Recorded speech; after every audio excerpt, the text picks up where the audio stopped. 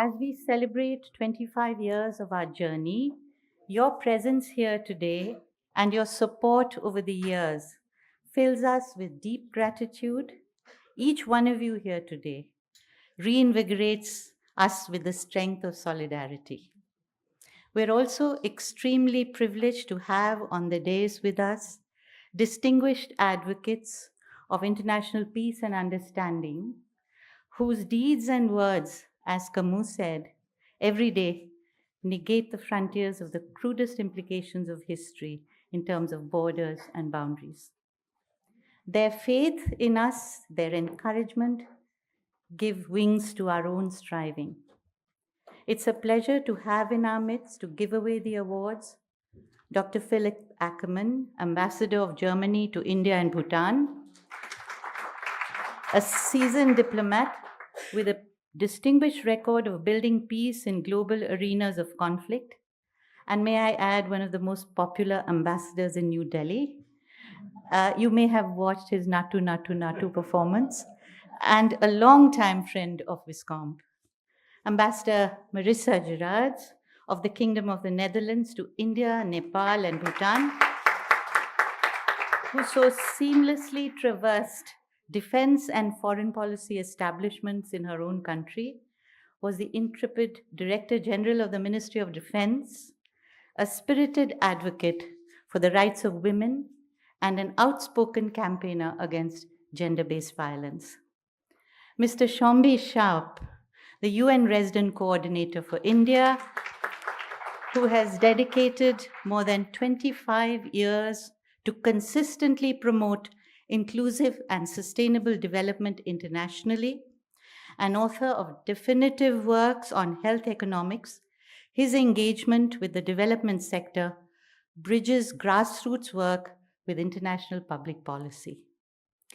Dr. Saida Hamid, distinguished social and women rights activist, former member of the Planning Commission, a Padma Shri awardee, founder trustee of the Women's Initiative for Peace in South Asia, and member of many, many initiatives that work for coexistence, pluralism, and tolerance between communities, scholar, poet, activist, a long-term supporter of WISCOMP, and our guru. Ambassador Gautam Mukhopadhyay, former diplomat, author, activist, development practitioner, music critic, and scholar, India's former ambassador to Afghanistan and Myanmar, among other places, an authority on India's Northeast, an invaluable member of our jury, and visiting senior fellow at the Center for Policy Research. We also acknowledge in the audience the presence of many stalwarts in the field of peace and security. Dr. Peter Inupo, founder director of ICCT at The Hague, formerly head of their mission in Afghanistan of the Netherlands, and the Dutch counterterrorism department headed by him did a great deal of work in order to mitigate radicalization. Dr. Sanjay Chaturvedi, Vice President, South Asia University, founder director of their Institute of South Asian Study. Dr. Harsh Mandir, intrepid Gandhian and rights activist, and so many more members and friends from the World Bank, of the diplomatic community, members of the press, the bar, civil society animators, educationists, conflict resolutionaries. Thank you all really for making time to be here so early in the evening. In the life of every institution come moments of profound significance that in their incandescence touch a deep chord, stirs something ineffably transcendent, and connect us with a force more powerful. Today is one such edifying moment, a moment of celebration, a moment of reflection, of introspection, of inspiration, and thanksgiving. Those we honor today, those we celebrate and award today, exemplify remarkable SAAHAS, or courage.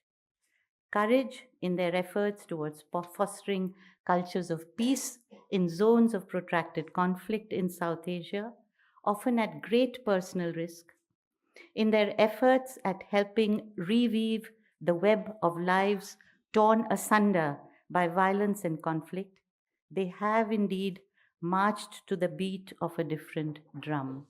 And to use a phrase that I steal very often, they have taken the road less traveled. They have moved beyond the safe provision of personal gratification to throw themselves again and again into the tumult, the heat and dust of the aspirations of vulnerable people to secure for them voice, agency, dignity, and justice. They have walked alone where necessary, collaboratively where possible, building networks and solidarities on their journeys, expanding circles of engagement, and they have been intrepid advocates of the freedoms that make us human, unhesitatingly speaking truth to power. And they have engaged all along with passion and with compassion in their own distinctive styles. They make despair unconvincing and hope practical. Our awardees have had different trajectories, and while they come from different physical and political geographies, and even belong to different generations, they share a vision of a progressive, prosperous, peaceful South Asia, and indeed a dream of a borderless world. It sounds incredible today. A borderless world as a paradigm for humanity. They carry with them a sensibility that is touched as deeply by the anguish of the world as by the beauty of a bud unfolding.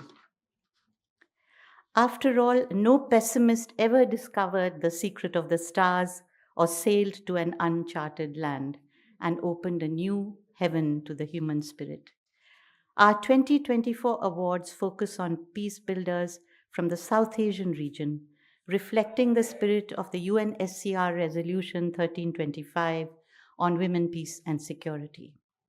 From a large number of richly deserving applicants, our eminent jury had a tough time shortlisting even 10.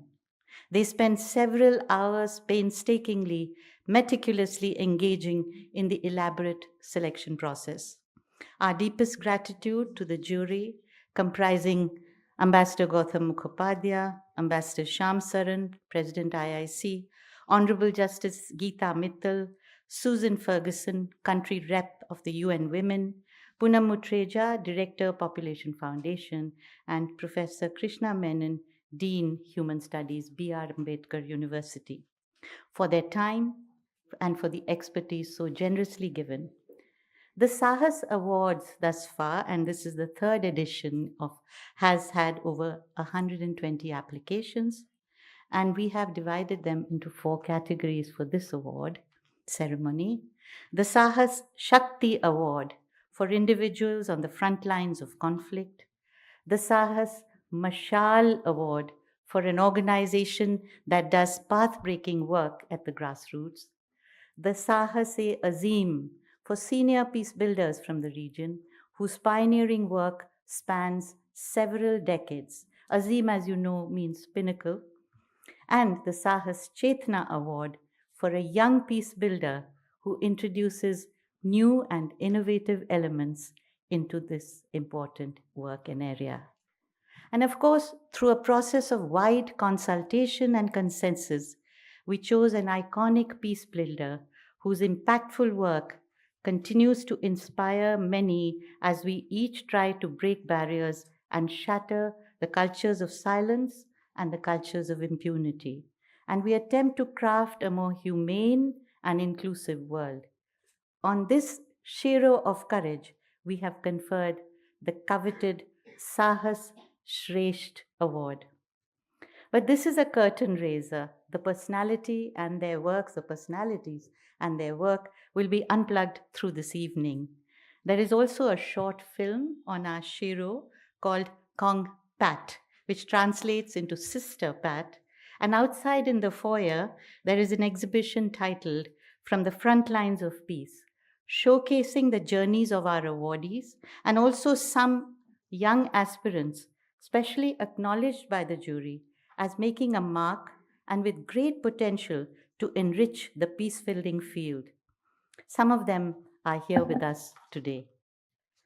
We thank Tulika Srivastav and Ridhima Mehra for so creatively curating the film and the exhibition. They have been valued co-travelers in the WISCOMP journey.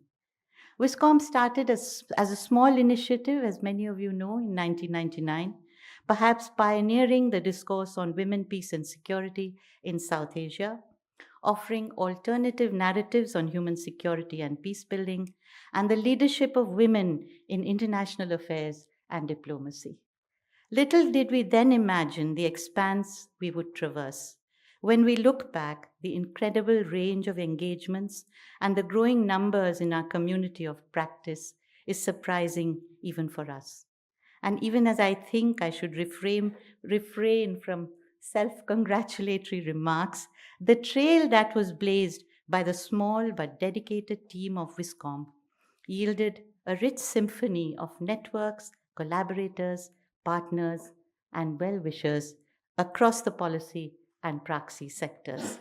That small team of Navneeta Behra, Manjari Sevak, Shumona Das Gupta, Seema Kakran, and the enthusiastic interns dreamt big, weaving together regional and international symposia, roundtables, dialogue groups, university collaborations, cross-border peace networks, sustained engagements with educators, media persons, civil society activists, and with youth mentorship programs, over 300 research publications, picking up some awards and international recognition on the way.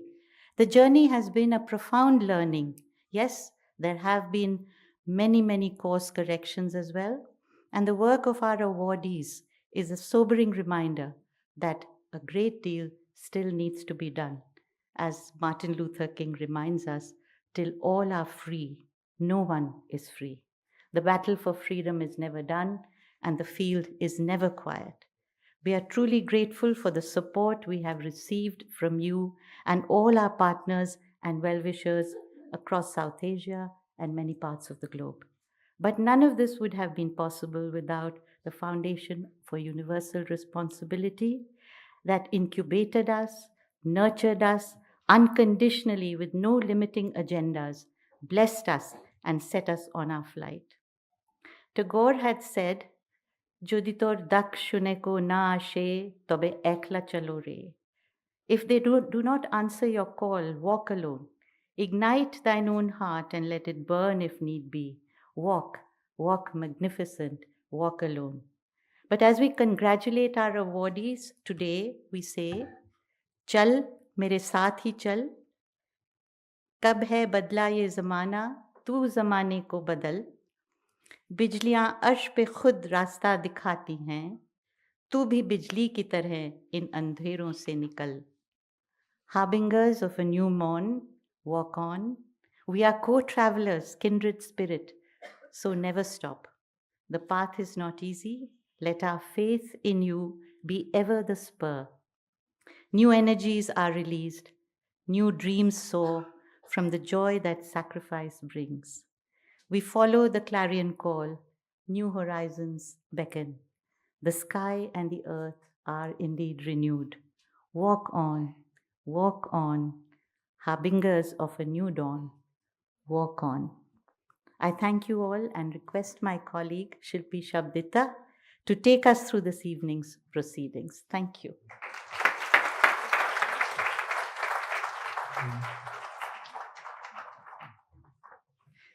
Thank you, Dr. Gopinath.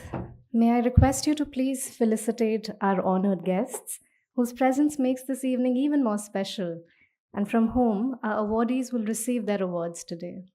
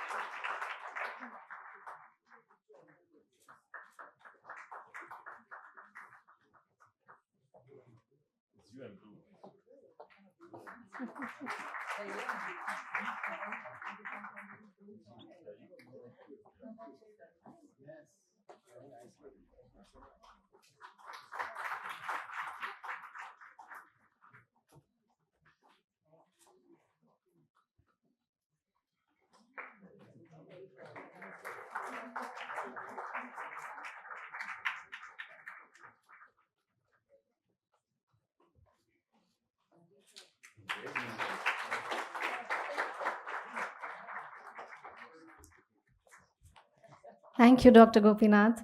I now request Ambassador Gautam Mukhopadhyay, a member of our distinguished jury that has given so generously of its time in engaging with applications from across South Asia, to please share some reflections on behalf of the jury.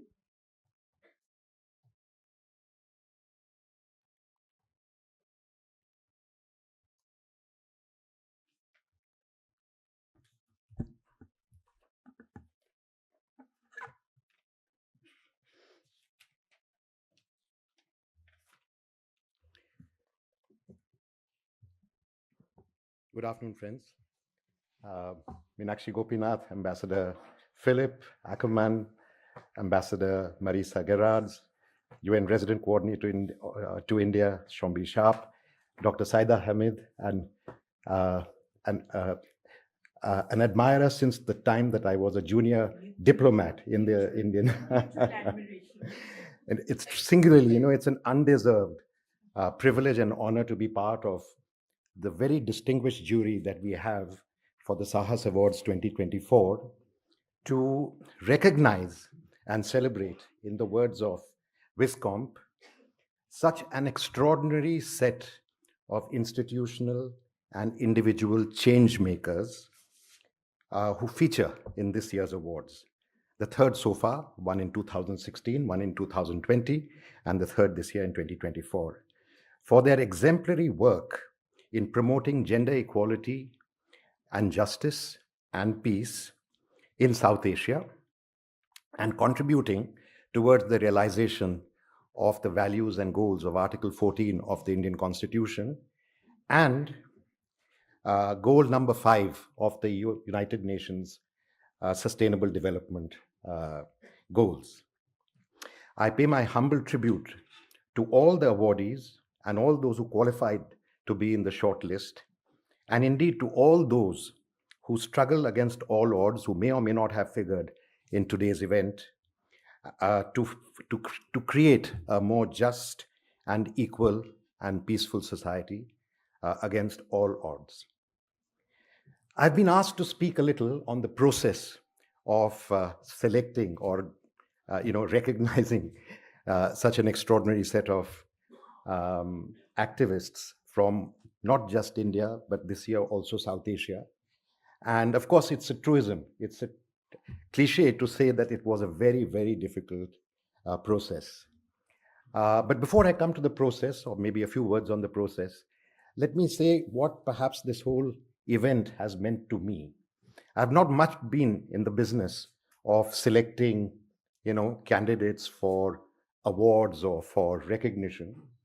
And I've not been much in the business of working with activists in civil society.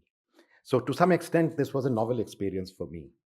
But what really stood out as we stand before, as I stand before it today, is at a time when we open our phones in the morning, when we switch on our televisions, when we open the newspapers, and we just see this avalanche of bad news: genocide in Gaza, war in Lebanon, an invasion in Syria, a suppression of women in Afghanistan, a civil war in Myanmar, and much closer home, we see violence against women, violence against minorities, violence against Dalits, violence against tribals, sectarian conflict, and various other forms of tension and friction in society, that the work of these activists stands out boldly as a beacon of hope to society and in society.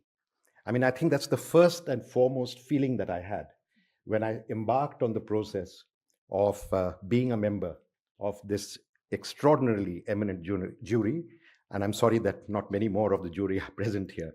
I'm also sorry that not all of the awardees are here, but at least many of them are. So I think this is one thing that I would like to highlight, is that it's because of the work of people like the awardees for today's SAAHAS Awards 2024 that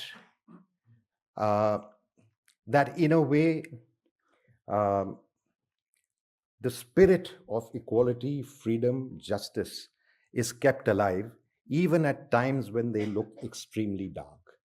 And once again, I would like to thank all those who have been engaged in that sphere for the work that they do with great courage and grit and determination.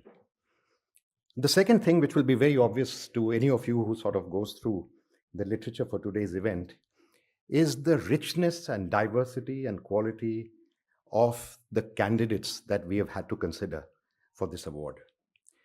And they have ranged from all kinds of people, all kinds of technique, all kinds of methods, different areas. And I'll just list a few of them. I might miss a few as well. But there are those who have advocated their cause, whether it's a cause for gender equality or a larger struggle for justice or a larger struggle for peace, including regional peace, through storytelling, through journalism, as Kongpat has done, through short stories, through interviews. And we have Omar Hafiz here from Srinagar, who has been extremely innovative in the way he has tried to work with vulnerable women and with transgender communities, trying to mainstream them and to give them the dignity that they realize and place in society. People who've been working in the area of crafts and empowering women, linking them from their homes, from their skills to a wider market. I'm quite happy to take names, but even though they haven't figured in the final list, there is Arifa Jan from Srinagar. There's Neelam Raina, who's based in London, but who's done extraordinary work.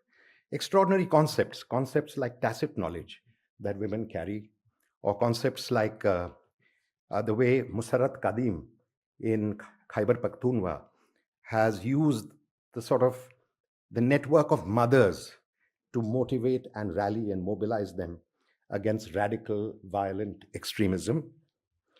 People, many of who seated here, who have worked through their own communities, particularly in post-conflict peace-building situations. People like Padmini Brahma, Lakshmi Shetri, Shioli Sharma from Bangladesh, Cox's Bazar, who's not present here today, again done remarkable work. People who worked in transitional justice, or organizations who worked in transitional justice, like the Conflict Victim Women's Network of Nepal, transitional justice, and very specifically the kind of sexual violence that we have seen in conflict situations, which continue today. Generally sort of advocacy in different varieties. Minorities, the extraordinary work of Saida Diep in Pakistan, working for justice and for the rights of the Hindu minorities against really extraordinary odds. One of her achievements was to be able to protect and preserve the cremation grounds of the Hindus in Lahore, recognition of a square as the Bhagat Singh Chowk, celebration of Hindu festivals like Holi and Diwali, opposing blasphemy laws for which several people in Pakistan have died. People working for regional peace, like Beena Sarwar, one of our awardees. And in fact, indirectly, almost everyone has worked for regional peace, because in some ways, the values that they stand for much larger values and universal values of peace, justice, and equality. Marginalized groups, a particularly touching one was the case of Deepa Pawar from Thane, I think, if I'm not wrong. Somebody who has been working with the nomadic and denotified tribes, perhaps the single most marginalized group of people who lack an address and therefore who even lack the benefits that might go to direct beneficiaries, or even the reservations that, let's say, Dalits or scheduled tribes may have. So somebody so totally outside the scheme of things, virtually erased, unrecognized. And of course, I need not talk about the gender apartheid and erasure of women in Afghanistan. So, we have had a really, and of course, at the core of it all is this whole function of, sexual violence, gender discrimination, human trafficking. And of course, we have another of our awardees, Ruchira Gupta, here. But several others have also worked on it. Padmini Brahma, Lakshmi Chetri, Lailuma Nasiri, and the organization ANT, Action for,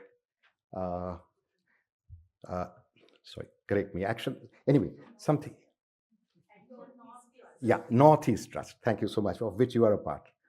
So, really, I would like to once again salute on behalf of the jury, though I'm not exactly representing them in any collective capacity, to salute the work that all of you have done. And I would also like to very much acknowledge the extraordinary hard work done by the WISCOMP team in the process of coming to this, because it has involved several layers of work, a kind of application, a process of application, a process of shortlisting, a process of categorization, a process of trying to understand what should get weightage in the overall package of things. And I would like to sort of just add maybe a couple of points in that. One is the kind of degree of difficulty under which various activists in the country and beyond have had to work. The second is their location in the social hierarchy, whether we are privileged members or we are really members who are marginalized ourselves or affected in many other ways. The risks, the personal risks that people take, in many cases, risks with their lives. So a collection of things that sort of go into this process of finding the people and recognizing the people who then become inspirations and beacons for the larger society to support them and to take new initiatives to create a better, more just, more peaceful, and more equal society. Thank you for this opportunity. Thank you very much, Meenakshi.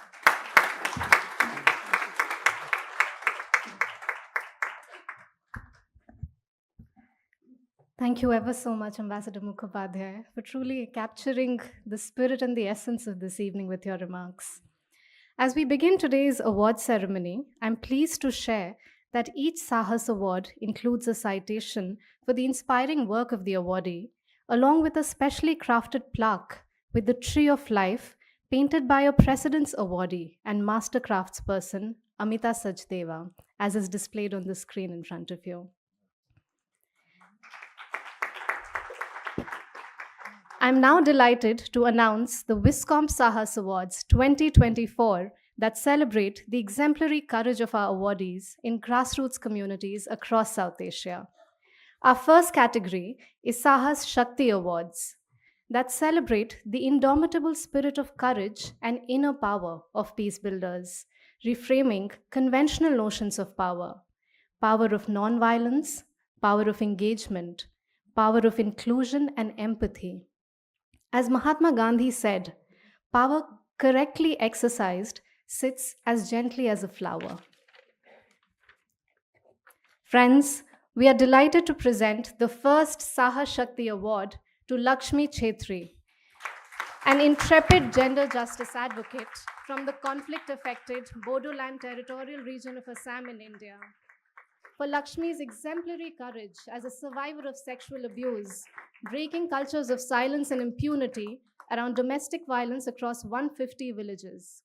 For her work at the Action Northeast Trust, which supports survivors through shelter, legal aid, livelihood training, and psychosocial counseling. For Lakshmi's innovative grassroots initiatives, including community-led domestic violence response groups, to foster peaceful conflict resolution through mediation and dialogue. To date, Lakshmi has worked with over 600 domestic violence survivors, successfully reduced violence in more than 200 families, and supported numerous survivors in starting their own businesses and securing relief from the district court. We are truly honored to present the SAAHAS Shakti Award 2024 to Lakshmi Chetri. Lakshmi, please join us to receive the award from Ambassador Philip Ackerman.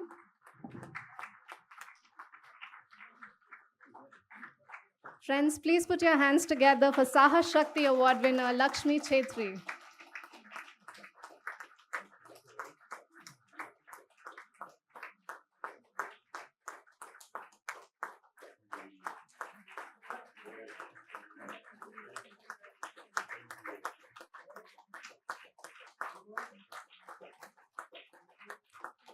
Lakshmi, would you like to say a few words?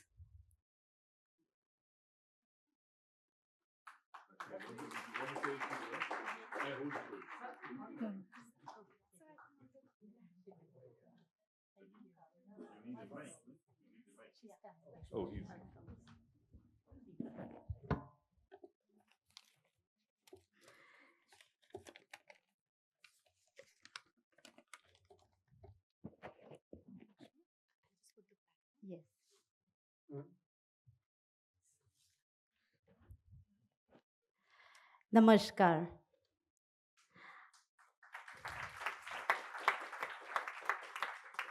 Thank you. आज इस पुरस्कार को स्वीकार करते हुए मैं गर्व और कृतज्ञ से अभिभूत हूँ. इस प्रतिष्ठित सम्मान के लिए मैं विस्कॉम की तहे दिल से आभारी हूँ जिन्होंने मेरे काम को इस योग्य समझा.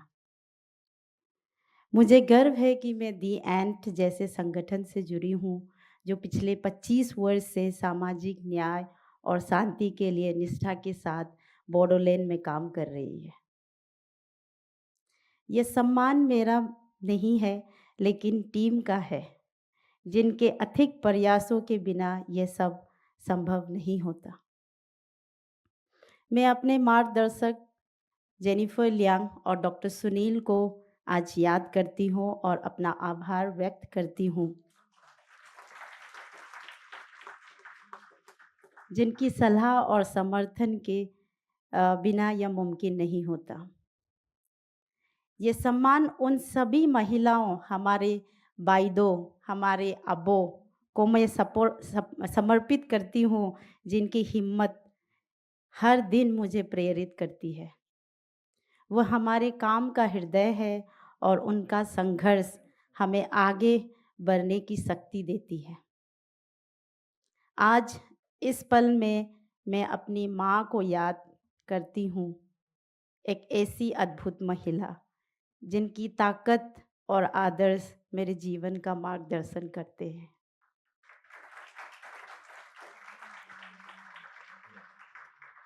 और मेरे परिवार को जिन्होंने हर कठिन समय में मेरा साथ दिया और आज वो मेरे साथ यहाँ पे भी आए हैं.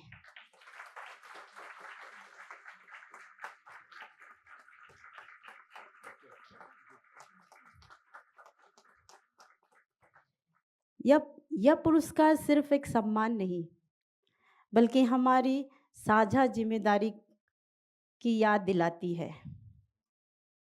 भले ही कुछ बदलाव हुए हों लेकिन आज भी कई महिलाएं, कई लड़कियां हिंसा और अन्याय का सामना कर रही है.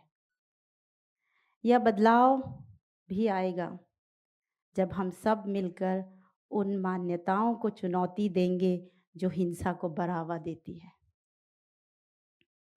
आइए हम सब मिलकर ऐसे समाज बनाएं जहां हर महिला, हर लड़कियां गरिमा और स्वतंत्रता के साथ अपना जीवन जी सके.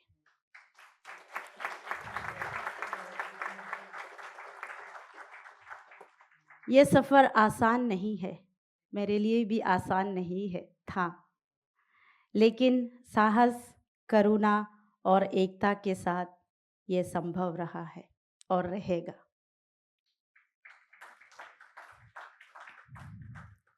A big shout out to all men and women who believe in equality. আমি জয় করিম.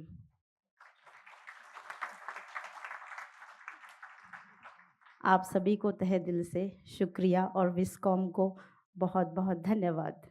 Thank you.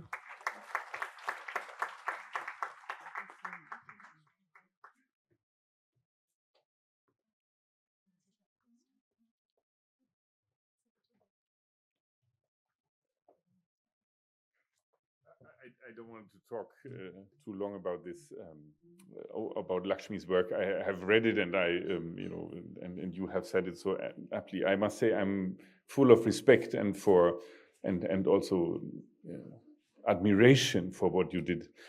Domestic violence is a problem in every society. It's not only in India, it's in Germany. It's a huge problem, and we know how difficult it is to get it out in many ways. And I think what you have done with your work on domestic violence is remarkable. And this is the steps we need to do, and we need women like you to lead the way and make this problem known and heal the wounds that it has generated. So I would like to thank you wholeheartedly for your great work.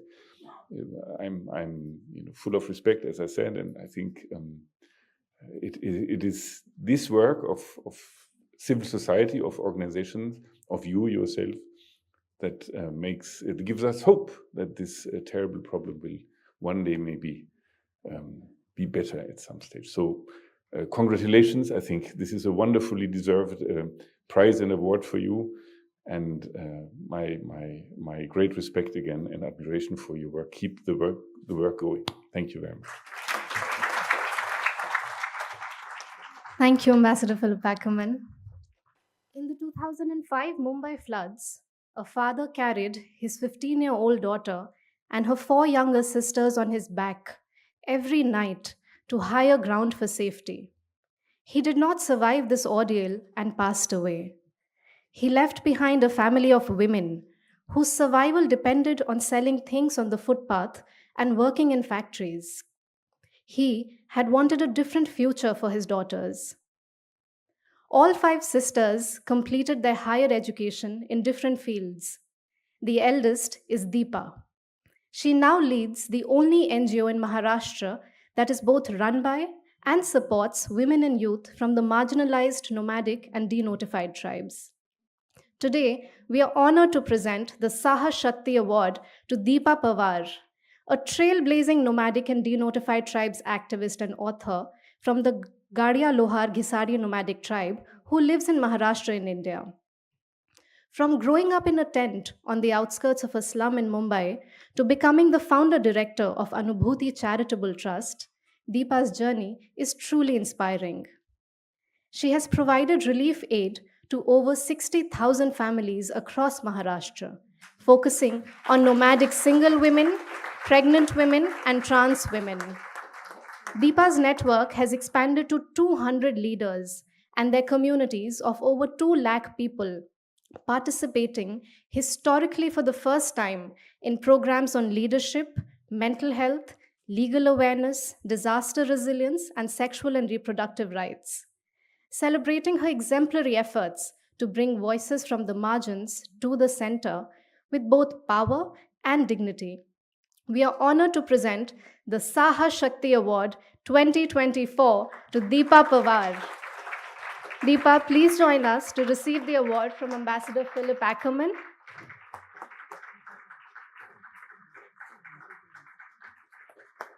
Friends, please put your hands together for SAAHAS Shakti Award winner Deepa Pawar.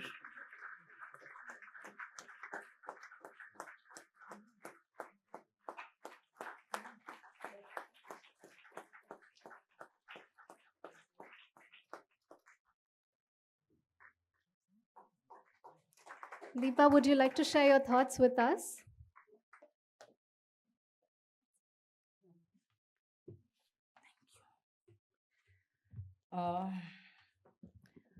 सबको जय भीम, जिंदाबाद और जोहार। मैं यहाँ पे 2.5 से 3 minute ही ले रही हूँ। मुझे याद है कि 1992 में हिंदू और मुस्लिम के बीच जब पॉलिटिकल इच्छा शक्ति से अनबन मचाई गई थी, तब हम टेंट में रहते थे फुटपाथ पे, और हम आयरन स्मिथ का काम करते हैं। जहाँ पे भी अनबन होती थी, नोमैडिक डिनोटिफाइड ट्राइब के लोगों को उठाया जाता था और उनको पूछताछ की जाती थी कि ये औजार या हथियार और कोई भी चीज़ें या मैसेज ये आप लोग तो नहीं दे रहे हो। मैं ये बताना चाह रही थी कि पीस जो है वो कई ऐसे कम्युनिटी जो ज़मीन के अंदर है, उनके एग्जिस्टेंस का कारण हो सकता है।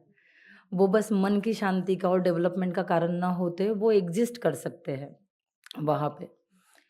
जो हिस्टोरिकल क्रिमिनलाइजेशन से आती हुई कम्युनिटी है, जो ब्रिटिश के दौरान भी क्रिमिनलाइज की गई और अभी तक वो लेंस कंटिन्यू है, वहाँ पे पीस जो है वो मुझे लगता है कि मैं और मेरे सारे साथी मिलके जो काम कर रहे हैं, ये हमारा राइट है।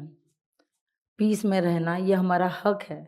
लेकिन ऐसी मानसिकता है जो पीस को बरकरार नहीं करने दे रही है, जो दगड़ उछाले जा रहे हैं, जो पत्थर उछाले जा रहे हैं, मुझे लगता है कि मैं और मेरे जैसे कई साथी वो पत्थरों को नदियों में फेंकेंगे और नदियों के बीच में से जो कहेंगे कि आखिर नदियाँ जिस पीस से बहती है, उसी तरह से आपको जो है इस दुनिया में जीना होगा। मैं कहूँगी कि ये अवार्ड मेरे लिए एक सिंबॉलिक मैसेज है टूवर्ड्स मेरी कम्युनिटी और कार्यकर्ता एक्टिविस्ट की ओर, कि आखिर पीस ही सेलिब्रेट किया जाता है। नफ़रत को और घृणा को कोई भी जगह नहीं है, एक्सप्लॉयटेशन को कोई भी जगह नहीं है। सारे लोग इकट्ठा आके जो सेलिब्रेट करेंगे और मनाएंगे, वो आखिर पीस ही है इंसानियत का। तो थैंक यू सो मच आपके इस सम्मान के लिए। आप सारे साथियों की उपस्थिति में ये गौरव मुझे मिल रहा है, इसको मैं ज़रूर याद रखूँगी और मेरी जो गति और क्रियाशीलता है उसे और द्विगुणित करके ये ज़रूर आपको आश्वासन देती हूँ कि हम मिलके तो पीस लाएंगे ही लाएंगे इस दुनिया में। Thank you so much. We now move to our second category of awards, the SAAHAS Mashal Award, that celebrates grassroots peace-building organizations that stand as a beacon of hope and solidarity. We are honored to present the SAAHAS Mashal Award to the Conflict Victim Women National Network in Nepal, a grassroots organization established in 2007 in the devastating aftermath of a decade-long armed conflict in Nepal.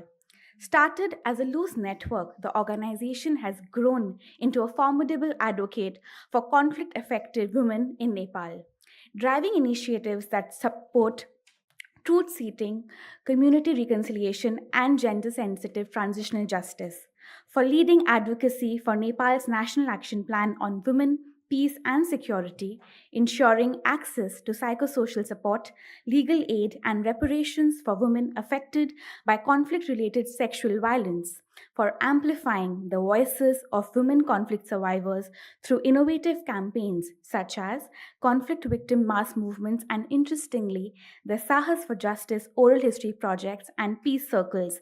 We are delighted to present the SAAHAS Mashal Award 2024 to Conflict Victim Women National Network in Nepal. May I invite Srijana Sheshtha, the chairperson of the organization, who has joined us all the way from Nepal, to please come on stage to receive the award from Ambassador Marissa Gerards.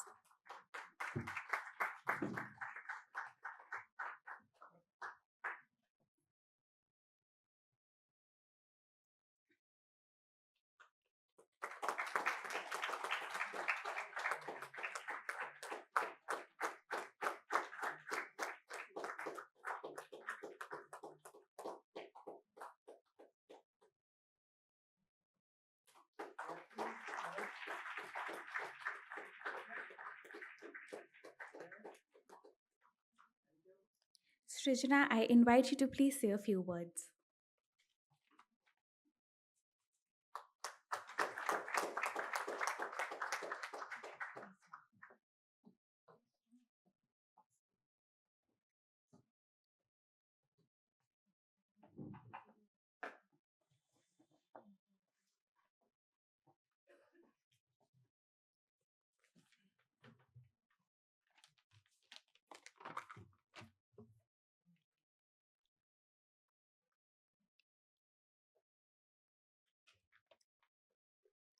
Namaste, all of you. Respected WISCOMP team, distinguished guests, and dear friends. Thank you very much for this honor. I stand here today not only as a representative of Conflict Victim Women National Network, Nepal, but also as one of the thousands who have felt the deep pain of conflict, During Nepal's decade one Maoist injury, I lost my husband. He was one of the 17,000 people who lost their lives. Thousands more were injured and displaced, and even today, about 3,000 remain missing. Their families are still waiting, still hoping for answer and justice. During that painful time, many women became victims of terrible violence. They lost their loved ones, their homes, and their sense of safety.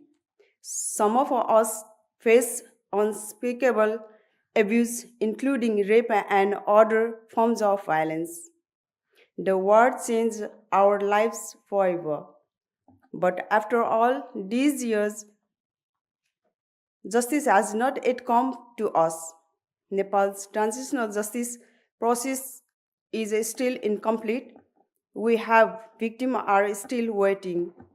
We have waited for long. We have waited for so long, but those in power seem to be in no hurry. Political leaders make promise, but they do not take action. They have become a barrier to the justice we need and deserve.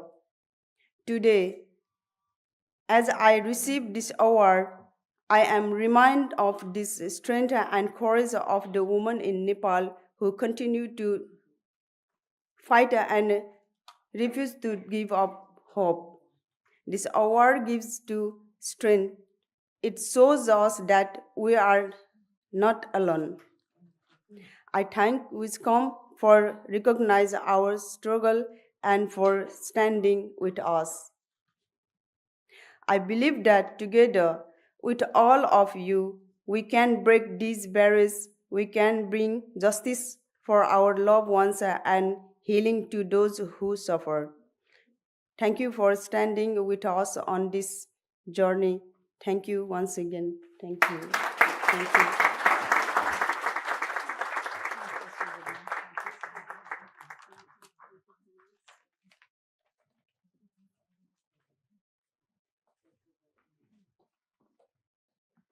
And now, friends, we are delighted to celebrate a trailblazing peace builder whose life and work are truly inspirational. We feel deeply honored to present the much coveted SAAHAS Shrestha Shiro of Courage Award 2024 to Patricia Mukhim, a visionary journalist and social activist, for her path-breaking efforts to build bridges across ethnic divides in communities locked in conflict in India's northeastern regions. Editor of the Shillong Times, Patricia has been honored with prestigious awards, including the Padma Shri Chameli Devi Jain Award, among several others. Patricia began her career as a teacher but transitioned to journalism to question social inequalities and gender biases. Her fearless reporting faced significant threats, including a petrol bomb attack and legal challenges. Yet, she persisted. In 1998, when militancy and ethnic divides plagued Meghalaya, she led the formation of Shillong We Care, a group that offered platform for victims to share their pain. Let us get to know Patricia in her own words. You know, these last few days, I've been remembering my mother a lot, for whatever reason. So I'm going to sing May Ba Eid Jonga, okay? Fantastic. May Ba Eid Jonga, Tang Ma Pi Mo Ha Per Te, Nang Nuangan Yo Laka Long Ren Yang, Na Pi May, Jing Sneng Jing Grau Jing Do Jing Dai, Day Tang Na Pi May.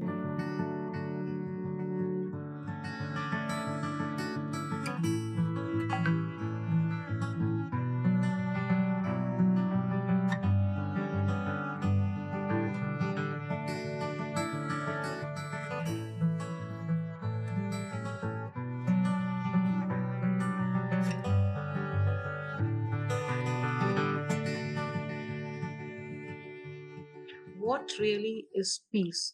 The more I try to find its meaning, the more complex I find it is. The opposite of peace is not conflict, for me at least. I call it non-peace. And I think at this moment, there's a lot of non-peace for writers, for journalists, and activists. The question is, why are the rulers of this great democracy so insecure that they don't even trust their citizens anymore? If we are all going to become quiet, then who is going to point out these, lacunae in governance? And who's going to point out at all the miscarriage of justice that's going on?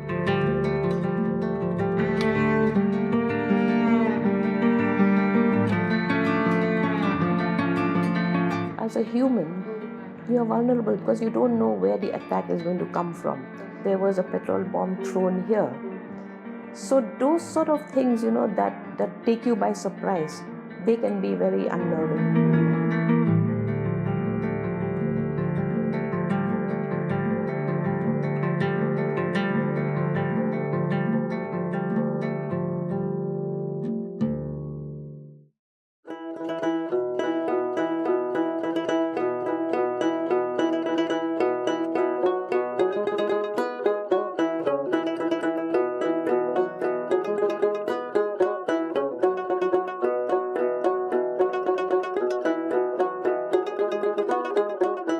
You've also written a book, and this book is here with us.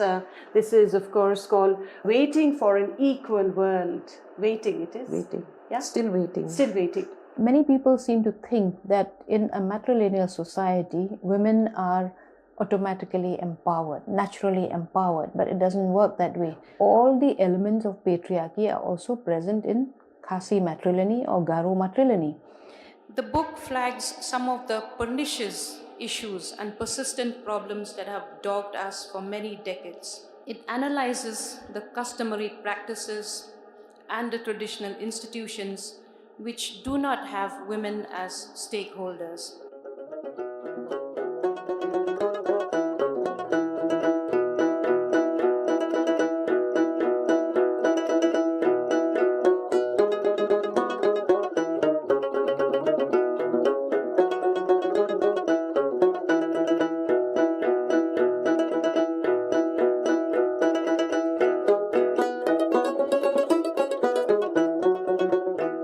My mother was an avid gardener. From the time that I was young, I learned to garden. And we ate much of our own vegetables.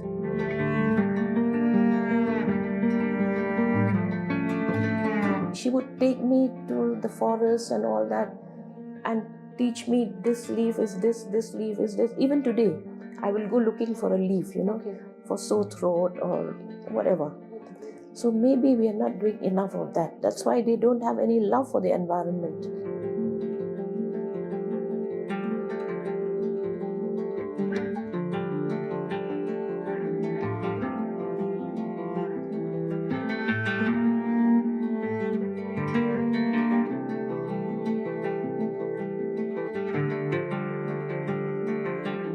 We've got coal, we've got limestone, we've also got uranium. And the limestone and coal, especially in the state of Meghalaya, have been mined very recklessly. A lot of forests have been devastated. Some rivers are poisoned. Loss of biodiversity means loss of livelihood. Loss of livelihood means conflict. And conflict means violence. So it's a cycle. And if we do not really look into these growing concerns, then we are in for very bad times ahead.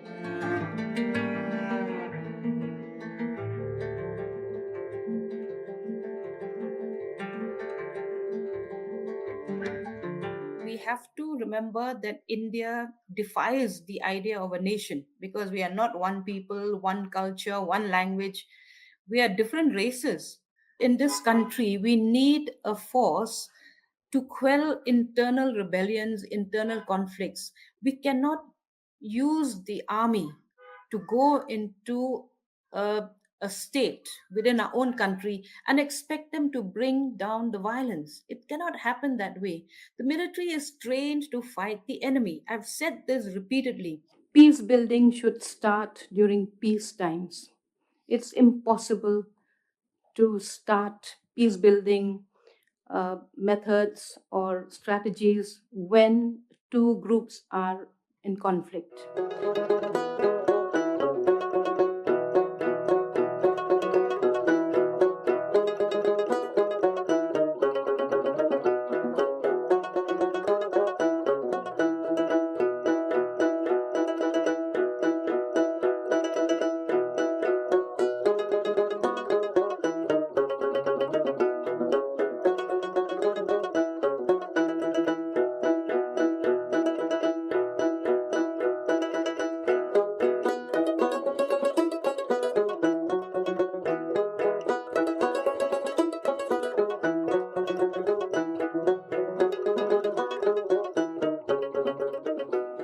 I think the most important purpose of social work is to improve outcomes. In whatever you do, improve outcomes and the quality of life of the most vulnerable. Be a voice for the marginalized, be a voice for the oppressed, because voice is agency. ये जीवन है, इस जीवन का यही है, यही है, यही है रंग रूप। थोड़े गम है, थोड़ी खुशियाँ, यही है, यही है, यही है छाँव धूप। ये जीवन है।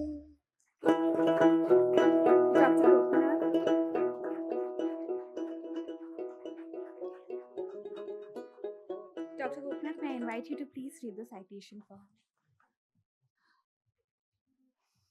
After that introduction, Pat, what can I say? But something you said at a function in WISCOMP remains with us, and I need your permission to quote you.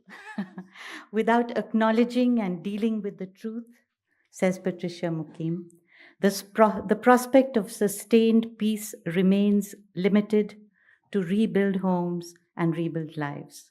For a nation with a diverse population as India's, there is an impending need to invest more in peace-building methods and strategies. Empowering women to speak truth to power is a crucial step to reverse the trend of excluding women from peace talks. It is my singular honor to read the citation for the SAAHAS Award to our hero of courage, Patricia Mukim.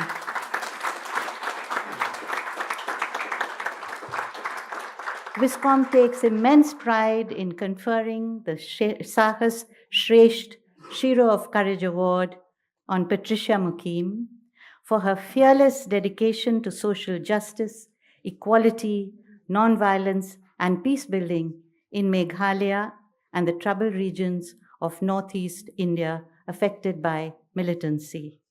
For her impactful journalism as the editor of the Shillong Times, amplifying marginalized voices, challenging entrenched discrimination, and holding power accountable, often at great personal risk. For her unwavering advocacy for gender-sensitive governance, climate activism, and grassroots peace initiative, inspiring women and young people to play active roles in conflict resolution and community development. For her being a phenomenal woman, the phenomenal woman, who works to foreground voice and agency to challenge cultures of silence and cultures of impunity. And for her inspirational leadership, tenacity, and belief in the power of peace. Patricia is being presented with a Chorten, symbolizing key milestones in the journey to the awakened mind and the path to realization.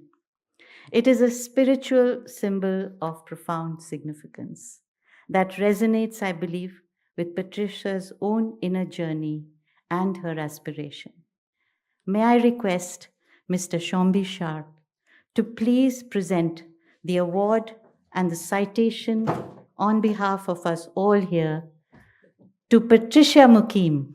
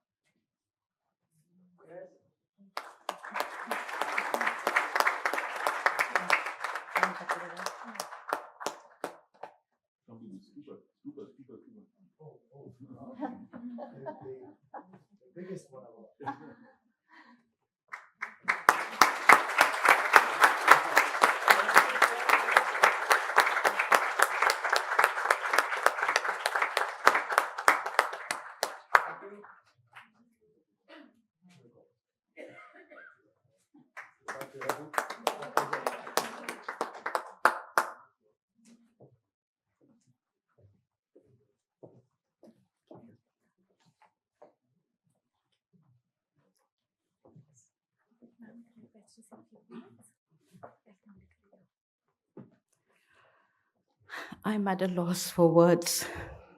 Thank you, WISCOMP, and all in this room. I feel deeply humbled because this is a journey of decades and it's being chronicled so beautifully. I don't know where you got all those snippets of my life. I think that makes a good record for me as well because I don't have those records.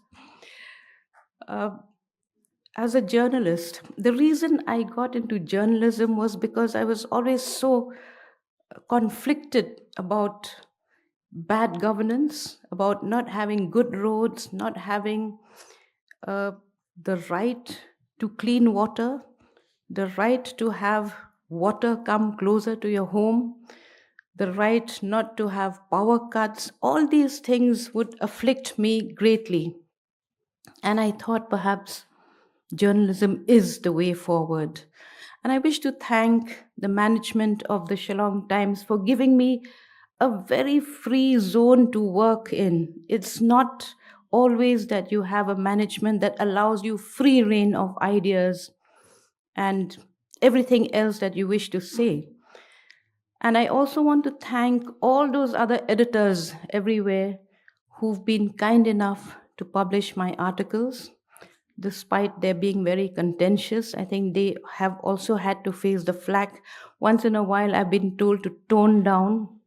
So I said, if you want me to tone down, then you can pull down that article because there's no toning down. Life is tough. And I've only said half of what it really is for most of us.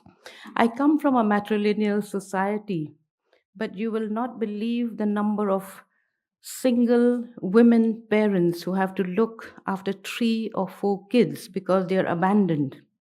Because we are a matrilineal society, when the man leaves, and he just leaves actually, literally, doesn't look back to see if his children are looked after, if they are fed, if they're able to go to school, nothing at all. So there are many people who romanticize a matrilineal or a matrilineal society. I've had people coming from Germany, wanting to capture the romantic part of matrilineal until I told them this very basic fact. And then they said, oh, what a waste of time. We came all the way to record, we thought it's a paradise for women. I said, no, nothing doing. You really have to live beyond, the little bubble called Shillong. Go to the rural areas to see real poverty, real powerlessness. And my commitment is to give voice to the powerless, to those who have no voice. I think that is the cause of journalism and nothing else. So thank you very much for being here. Thank you, WISCOMP, for being the voice for so many of us. In fact, I was so touched by the stories of all those who were awarded before me, and I wish we could build a consensus here, we could build a network and support one another. so that we can perhaps be more effective if we work together as a network with WISCOMP as the, what should I say, the fulcrum around which we all revolve. Yeah. Thank you very much once again.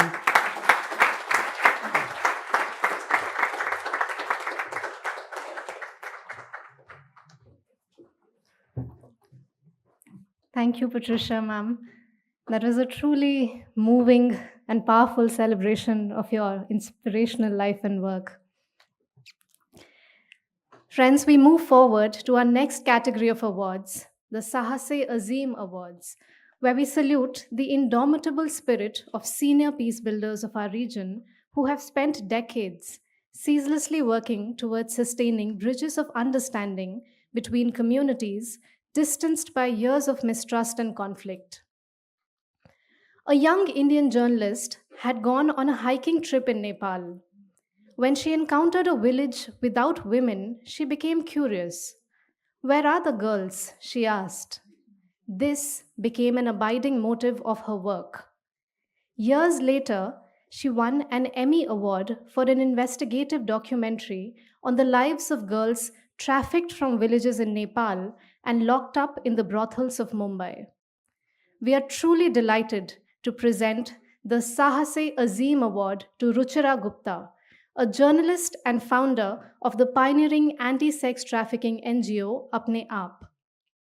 For her intrepid journalism and activism, drawing global attention to sex trafficking in South Asia, and for her contribution towards shaping anti-trafficking laws and policies in India and worldwide.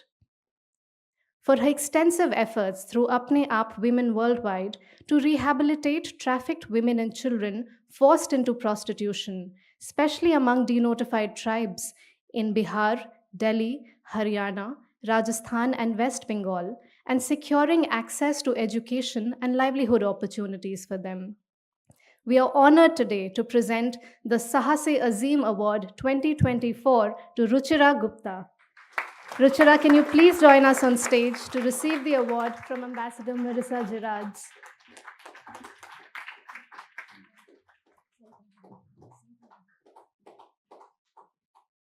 Friends, please put your hands together to celebrate our SAAHAS awardee, Ruchira Gupta.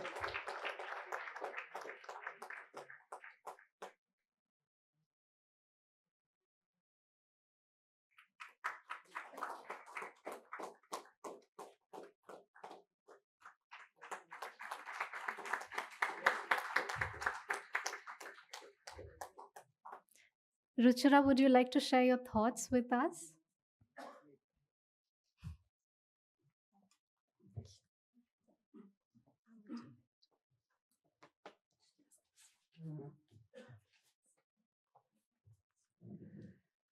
Namaste.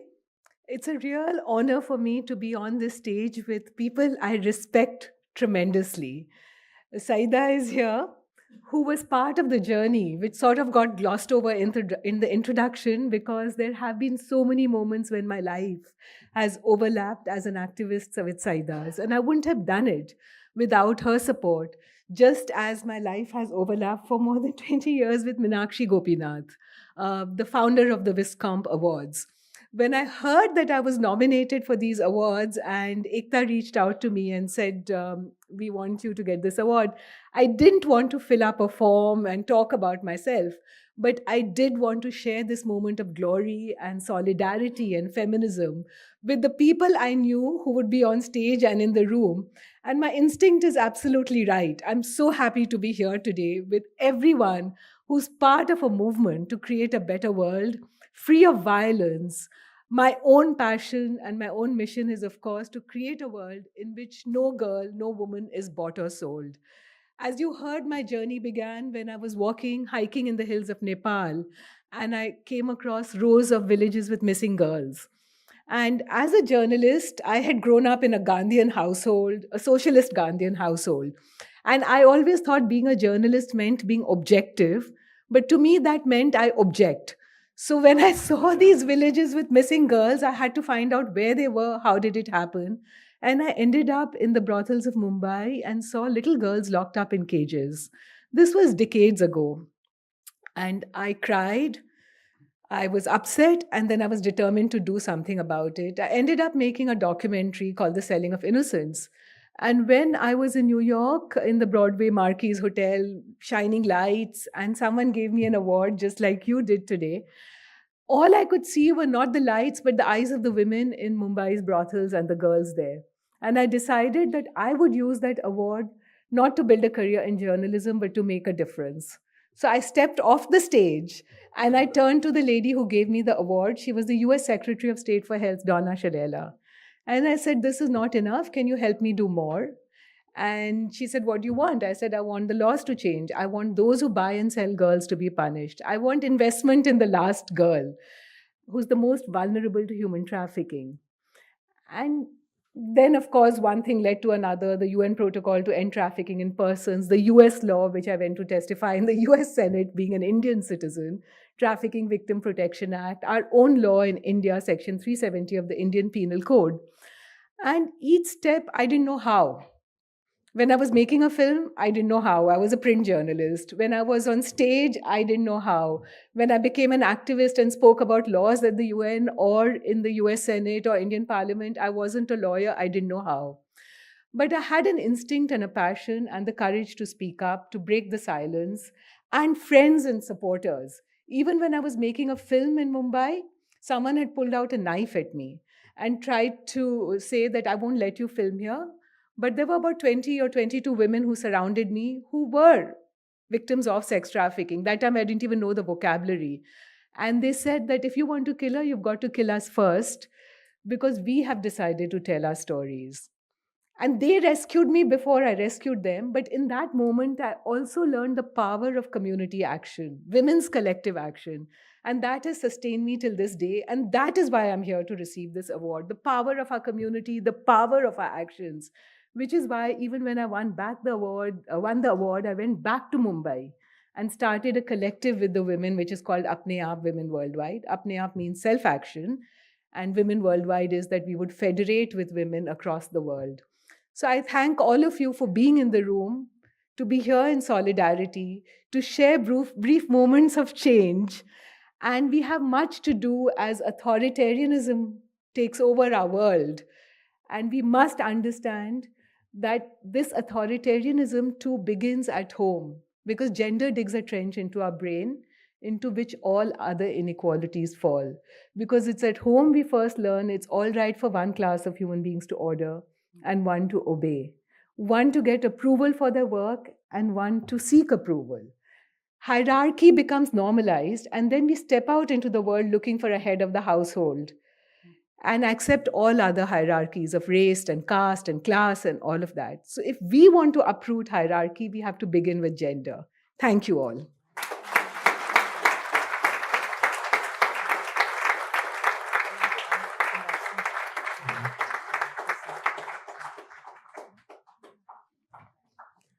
Ambassador Marissa Gerards, would you like to say a few words? Okay. Or we can, yes.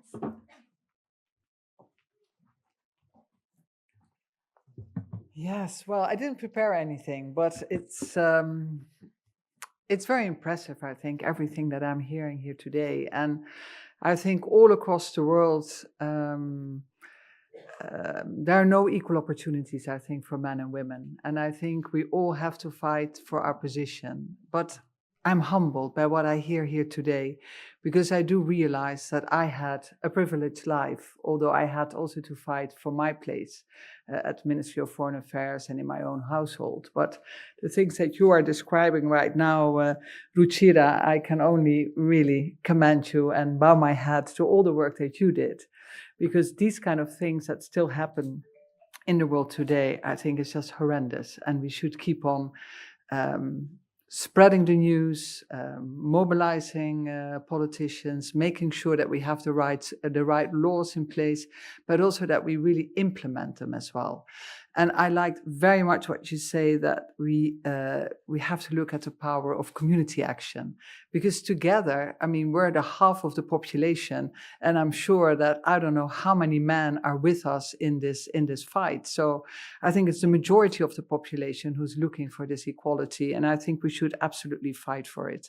And I think the things that I heard on the violence committed against women and girls, like what you described and what also the others here described today, I think it's something that we're facing on a daily basis. We just had our 16 days of activism, Orange the World. And I told my staff, I said, well, we should continue. Why only 16 days? Why shouldn't we have postings on the 20th day of activism and the 25th and the 50th and the 60th? And let's count all along till we're back at one. Because we should think of this every single day, I think, and we should fight this fight. And I think also if we look at what's happening if we talk about peace and security, I think it's amazing. I don't know if you have the same clips in your news every evening when we see what's happening in Syria, and you only see men in the street. Where are the women? You know, what's actually happening in our world today, and where do we have a place at the table? I was the ambassador at NATO, and NATO is the defense alliance of 32 mostly Western countries. And we had 32 ambassadors around the table, and only 4 were women. We never had a female Secretary General of NATO. We, in my country, we never had a female Prime Minister. We never had a female Chief of our Defense Force, or an NSA, a National Security Advisor. So it's only men, or mainly men, who are deciding upon these kinds of issues. And I think nowadays we're actually training female mediators to be part of that story. But are they hired as well? We train them, but are they actually there, actually at the table at this moment in time? I don't think so. So I think we have a lot to do, but I think what I'm hearing today is giving me a lot of energy. I hope that we have some time later on to have a little bit of chat, because I also, like others did before me, I really have to honor also the trailblazers, because I realize that I'm already in a very, luxurious space, and I do commend you and all the others who have been there before us, and that we're actually standing on their shoulders and make a better world. So thank you very much to give me the floor.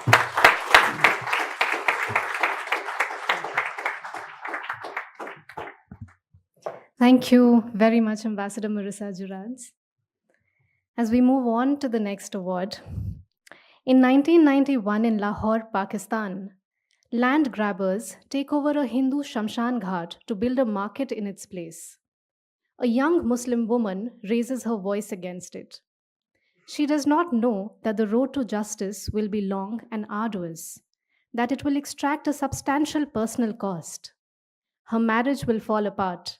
Friends will become wary of the men from the intelligence trailing her, or that she will rise to the challenges and transform into a warrior, a pioneer, a hero.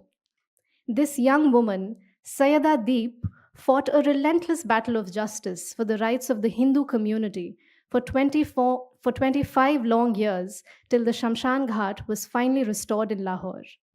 Today, we are honored to present the SAAHAS Azim Award to Sayyida Deep, a trailblazing activist for the rights of religious minorities from Lahore in Pakistan. Sayyida Ji is the executive director of the pioneering Center for Peace and Secular Studies in Lahore, which over the years has championed the rights of vulnerable religious minorities, opposed forced conversions, and facilitates the celebration of religious festivals such as Holi and Diwali safely in public spaces to nurture interfaith understanding and harmony. Her work also fosters cross-border peace and understanding between India and Pakistan. For her lifetime of advocacy towards promoting cultures of pluralism and peaceful coexistence in Pakistan, Sayyida Ji has received numerous honors, including awards from Indian institutions. Today, WISCOMP is proud to present the SAAHAS Azim Award 2024 to Sayyida Deep. While Sayyida Ji could not join us from Pakistan today, May I invite her friend, Mr. Parshu Ramanarayanan, a creative director in the world of advertising, to please receive the SAAHAS Award on behalf of Sayyada Deep from Dr. Sayyada Hamid.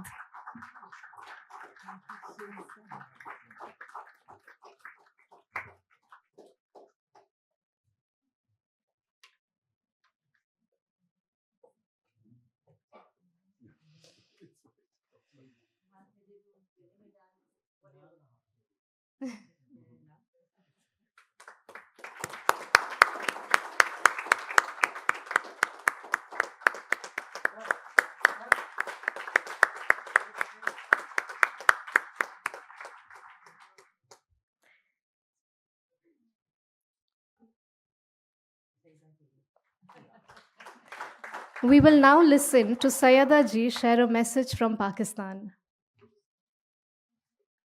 My heartfelt gratitude to WISCOMP for this SAAHAS Award. I understand this award is very prestigious, and I dedicate this award to the religious and ethnic minorities in South Asia, in particular the women from these minorities who suffer through war, violence, and victimization.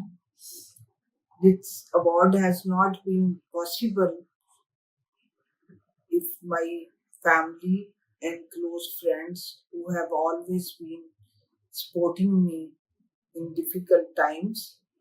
And I believe being a woman from majority, it is my duty to speak about the vulnerability and persecution of the people in my country, and in particularly in entire world. It would have been great if I had been granted visa to receive this award in person, but I'm really thankful for the jury, the WISCOM's team members who have been in contact with me throughout this period. Thank you.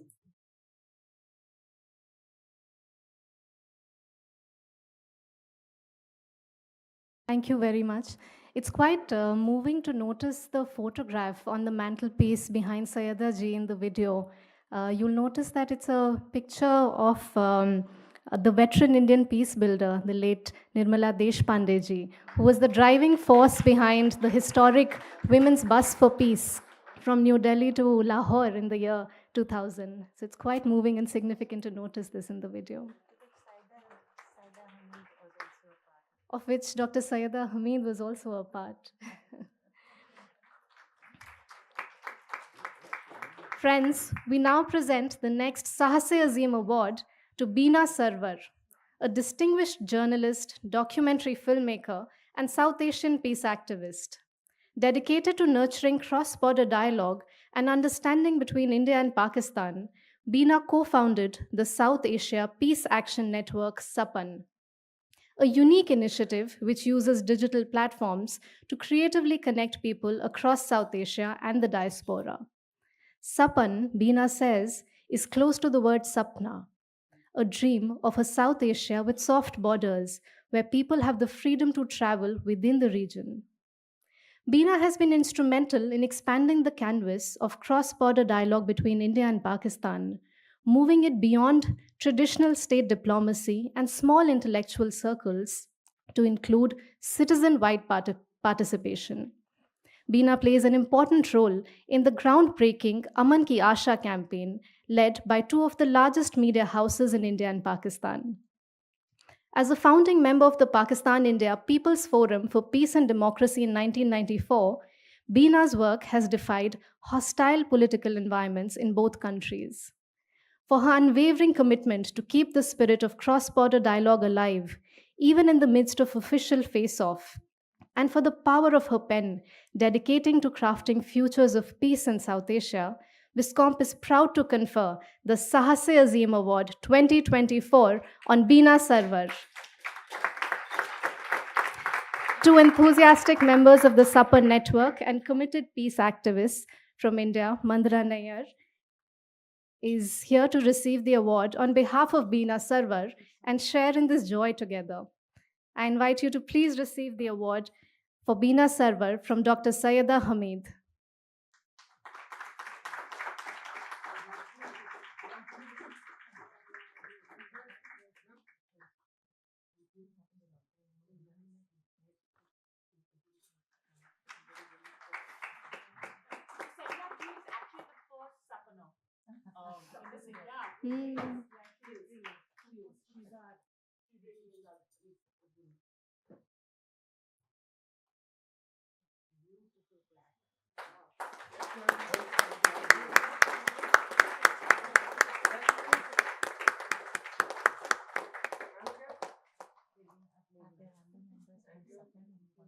Are there any other members from Sapan who would like to join us on this stage?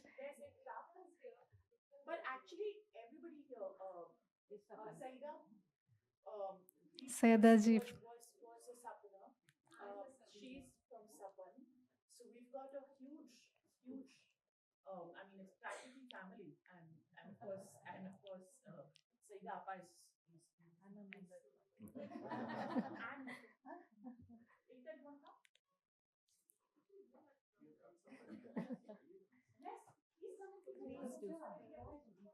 Can we please invite our friends from Sapan to join us on stage?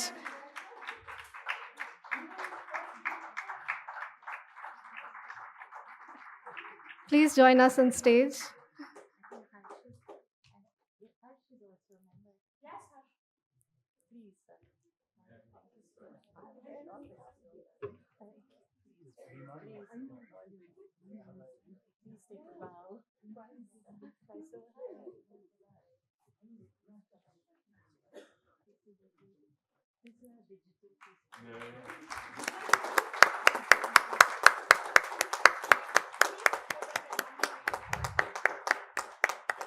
Thank you very much. Thank you very much to Sapan.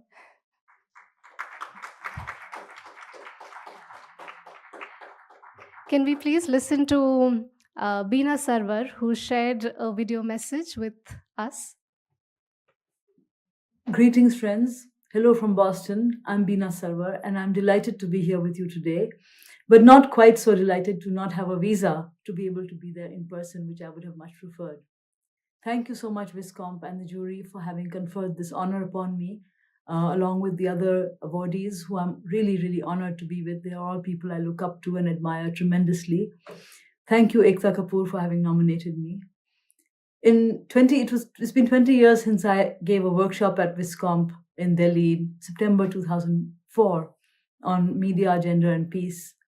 And that's, of course, an ongoing work that I've been involved with. It was 30 years ago that I participated in my first people-to-people Pakistan-India meeting, thanks to mentors like Asma Jahangir, Ayer Rahman, and Dr. Mubashir Hassan in Delhi in 1994. And the PIPFPD has not been able to meet for the last 10 years, have joint conventions because of this lack of visas issue. I've been fortunate to have been associated with Aman Ki Asha, the joint platform between the Times of India and the Jung Group of Pakistan. I remember when the Indian poets came for a mushaira in Karachi, they wanted to meet Mehdi Hassan, and he was brought out in his wheelchair, unable to speak because he had had a stroke. And I remember how they kissed his hands and wept when they met him. And when the IT delegation from India for Aman Ki Asha wanted to go to Mohenjo-daro, but every time it seems we make some headway, every time it seems that we move forward, something happens to push us back, but still we keep on.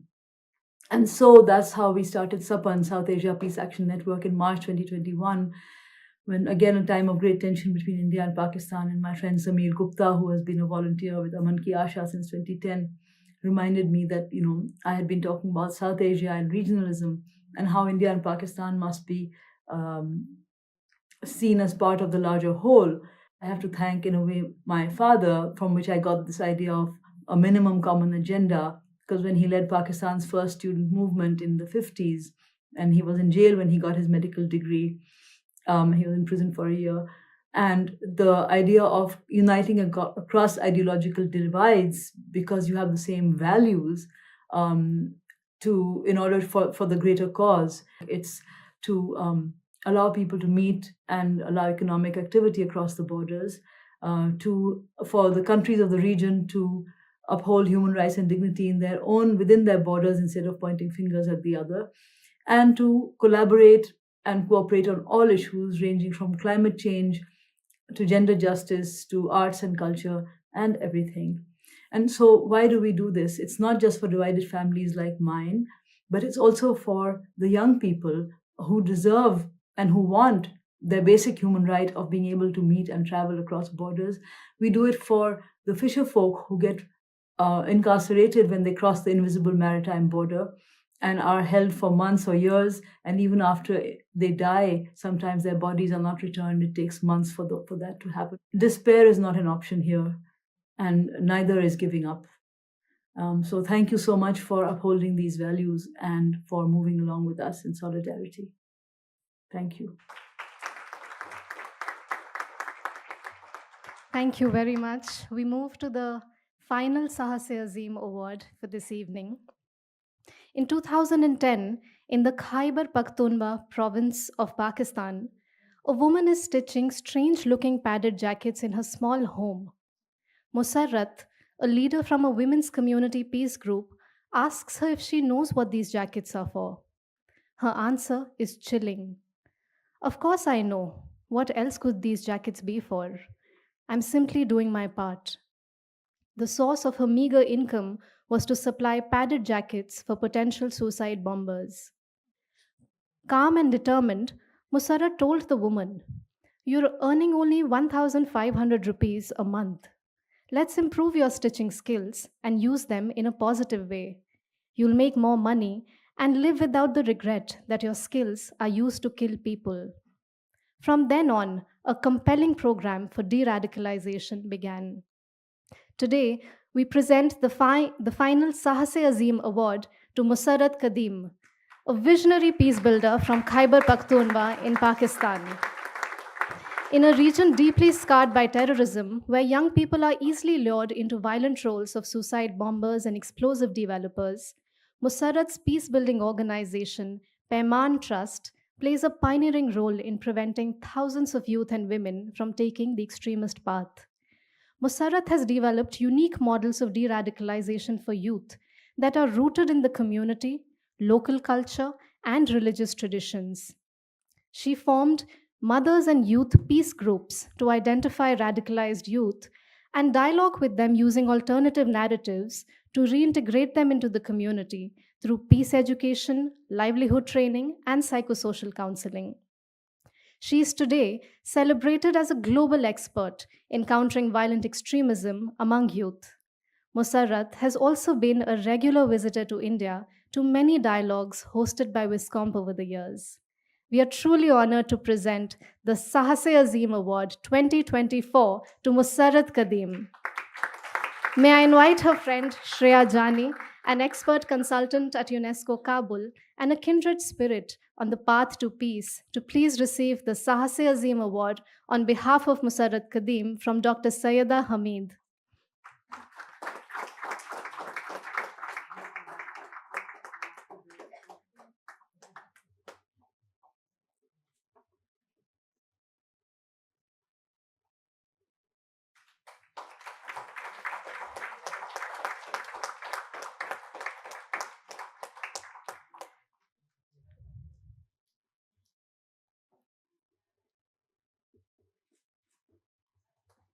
Thank you very much. We will now listen to a short message from Musarrat Kadim. Assalamu alaikum. May peace be with all of you, and a very good evening, ladies and gentlemen. Today, with a heart full of gratitude and humility, I accept the SAAHAS Award. This honor is not mine alone, but belongs to the countless women of South Asia whose courage and resilience have shaped the path of peace in the midst of storms.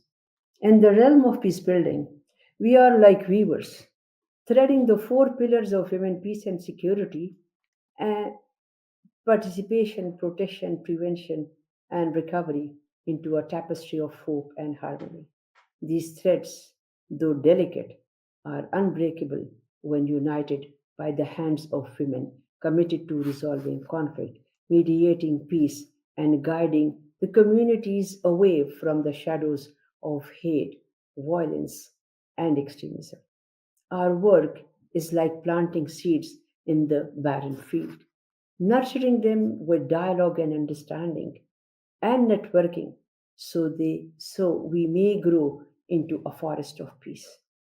Through mediation and conflict resolution, we women have become the roots that hold communities together, transforming discord into dialogue and dialogue into a lasting peace. This award carries profound significance for the women of South Asia, who have long been the silent sentinels of peace amidst turbulence. It's a testament to their indomitable spirit, their unyielding strength, and their unwavering resolve to build bridges where walls once stood. I would be remiss not to honor WISCOM, a tireless guardian of women peace building for decades in South Asia. Like a lighthouse in the storm, WISCOM has guided countless women and youth, empowering them to lead with grace and wisdom in the pursuit of peace. Let this moment be a reminder that the journey of peace is very difficult and it is long. But with every step we take together, we draw closer to a world where women's peace builders and women's leadership in peace is as natural as the sunrise and as vital as the air we breathe. Let this recognition inspire us all to continue our collective journey towards a world where women's leadership is not the exception, but the norm in peace and security. Thank you for the profound honor once again, WISCOM.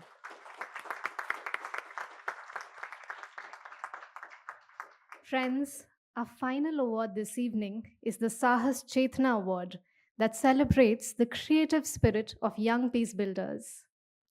In the year 2006, in the Anantnag district of Jammu and Kashmir, a young boy studying in the 7th standard attends a workshop on conflict transformation and capacity building for youth. He doesn't understand why the conflict in Kashmir is continuing. Not yet. The journey of transformation has begun. Today, we are delighted to present the SAAHAS Chetna Award to Omar Hafiz, a young peace builder from Kashmir in India, and the only man in the galaxy of awardees today. Founder of the NGO Step Towards an Educated and Responsible Society, Omar is a tireless advocate for the dignity and inclusion of marginalized women and transgender people in Kashmiri society. Using digital peace building, he conceptualized an innovative storytelling campaign called #LetMeAskYou across 10 districts of Kashmir that foregrounded the life experiences of women and transgender people in Kashmir. His campaign not only interrogated deep-seated gender stereotypes, but also fostered empathy and understanding within the fractured Kashmiri community. In a path-breaking move, Omar engaged men as active allies in this journey, creating spaces for dialogues on gender equality, peace photography fellowships, and peace building through sports. We are truly delighted to present the SAAHAS Chetna Award 2024 to Omar Hafiz. Omar, please join us in receiving the award from Dr. Sayyada Hamid. Sayyada ji, can you please confer the SAAHAS Chetna Award on Omar Hafiz?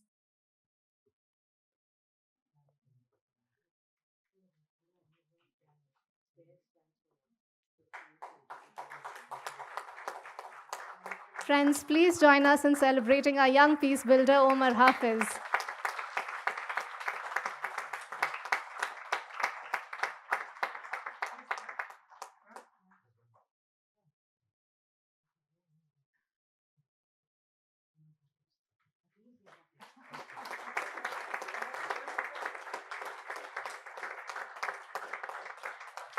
Omar, would you like to say a few words?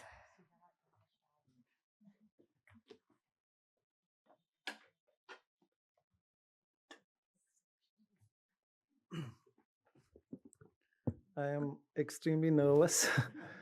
I like to begin by saying that I have been in a boys' school with no female. Then I entered college. I studied computers with no female. And today I'm the only male in this group of wonderful women. I don't know what I should say. I think what is interesting from where I would like to begin by saying that, I accidentally ended up in conflict transformation workshops, which was through one of the organizations. My major motivation was not that I learned, that will be a lie, but I would look at the entire day schedule and look at when food will be served. So my biggest motivation was lunch and tea being served after that. So I think what happened after that was the follow-ups that kept happening, and I started getting some sort of validation with my opinions that I would put forward. Coming from a boys' school, you get bullied. Don't feel bad. We also bully. They also bully us. It's a process if you have been a boys' school student. Uh, Over the course of time, what happened? I got opportunity to meet wonderful people who are doing great work, which actually created a bit of confidence in me that my opinions are being valued, and whatever I'm saying is somehow adding value to people who are part of these communities. I see a lot of people today. This is the first time I'm speaking in front of them. I met Harsh Mender sir outside. These are people that I have met over the course of my life, and silently on the corner I've been listening to them. Whatever good opinions and ideas would come, I'll go back and try to implement. So when I attended workshops, what was happening is we would get bored because we were limited people among senior participants who were part of that. My continuous conversation with myself was, why can't we do this activity in a way that does not bore somebody who is part of this intense conflict transformation workshop? That is how my journey started as a facilitator, where we use the tool of experiential learning rather than training modules to kind of operate on ground. So moving on, I started doing a lot of workshops over the years, and I built confidence. In 2017, there was, this is cut to 2017 because I've been told that you have to be brief. Cut to 2017, there was a consultation dialogue. I'll exactly tell you the name of it. Was organized by WISCOMP on 23rd of March. Critical challenge for youth and peace building in Kashmir. And I was a back-seated person, and wonderful speeches were happening the day. What I realized and what hit me hard that day was, if you are working, you need to also be a great storyteller of whatever you are working or the people that you are representing in your journey. So I went back. I had studied computers. I had some bit of knowledge about digital world, and I went out and designed this program which we spoke about as steers. That time we would call it as stereotype tears. So in that campaign, the only thing was to let people listen to the humanistic side of female and third gender in Kashmir. And what happened was, with the first story was about a person named Abdur Rashid, popularly known as Reshma, unfortunately passed away to cancer some years back. So the story was humanistic to a point where not married herself, but took charge of the family of her brother, and her nephew and niece both became engineers because she could do cutting and tailoring work, and in the night she would sing in the marriages in Kashmir. That story went out, and people started extremely building that empathetic response. We could see a lot of comments coming on Facebook, and then we realized that a lot of stories kept coming in, and then we created another part of it because we had named it as Let Me Ask You, because every story would end with the fact that, okay, I am also a human, my life goes on daily basis like this.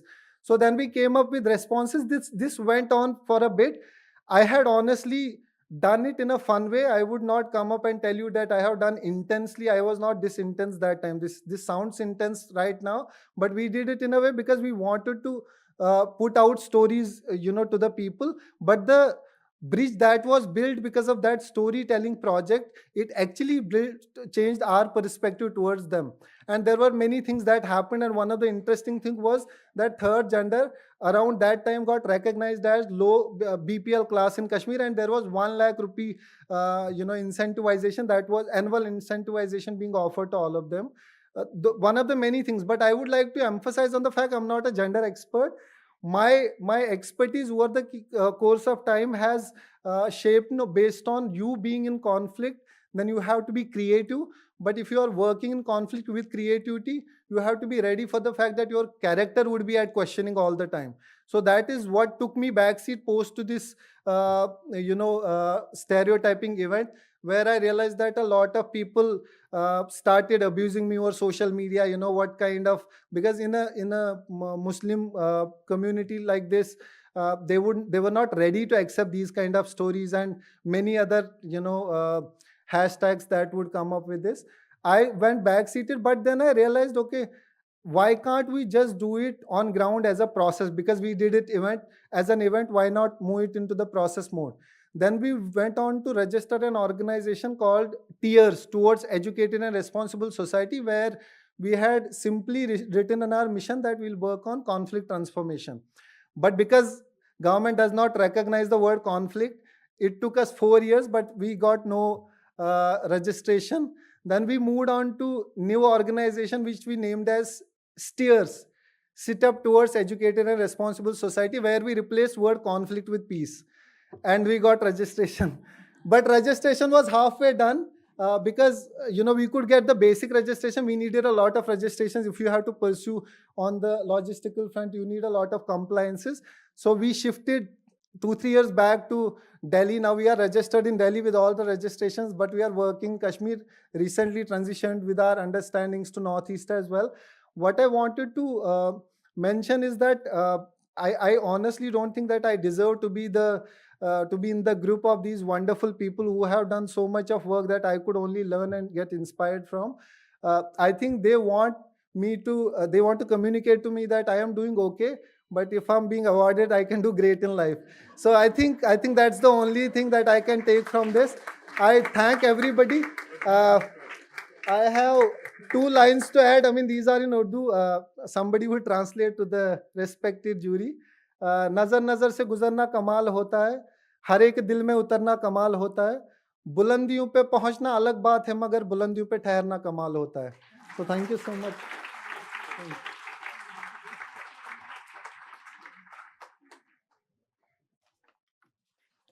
Thank you very much, Omar. Our deep, deep gratitude to all our awardees this evening.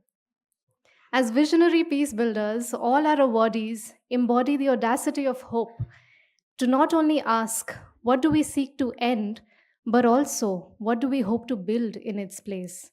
Reminding us of Dushyant Kumar's compelling lines. सिर्फ हंगामा खड़ा करना मेरा मकसद नहीं, मेरी कोशिश है कि ये सूरत बदलनी चाहिए. मेरे सीने में नहीं तो तेरे सीने में सही, हो कहीं भी आग, लेकिन आग जलनी चाहिए. On that note, I now invite Mr. Shombi Sharp, the United Nations Resident Coordinator for India, to please share his reflections with us.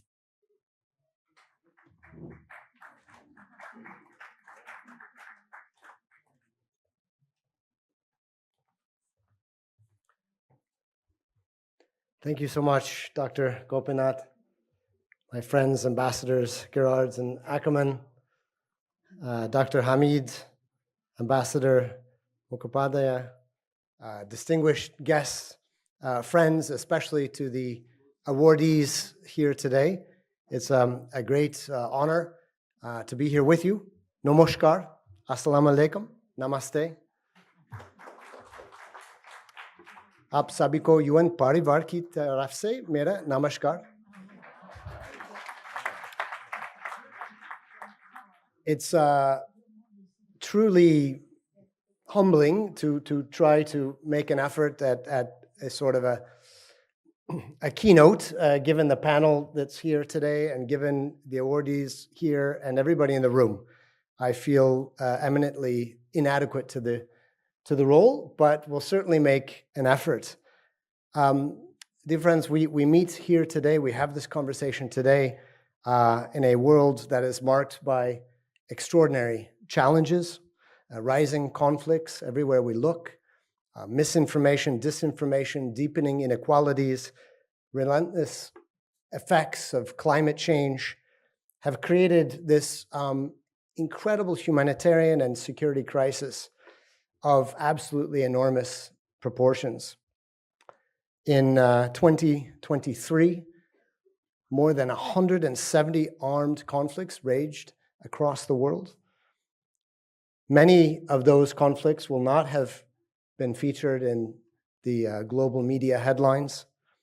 And yet, amid these challenges, from the household level on up, everywhere, women have consistently been on the front lines, preventing violence, making efforts to prevent violence, rebuilding shattered communities, and advocating for peace.